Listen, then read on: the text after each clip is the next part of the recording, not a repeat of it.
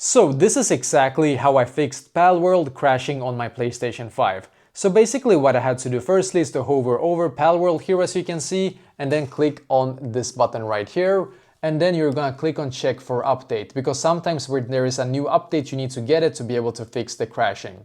Then you have to go into settings, click on users and accounts, and then click on other, click on restore license, and then find Palworld in here. I don't know where exactly it is for me here. I'm just gonna take this one as an example and then just click on restore license here. And obviously you need to find specifically for Palworld in this case. But I think I already restored that license, that's why I cannot find it in the list there.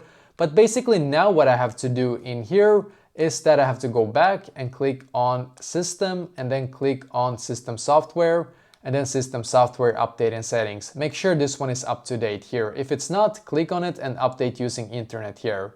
But you can see already I have the latest version, so I cannot update it again here. But try this and hopefully now it's gonna be able to fix this for you as well.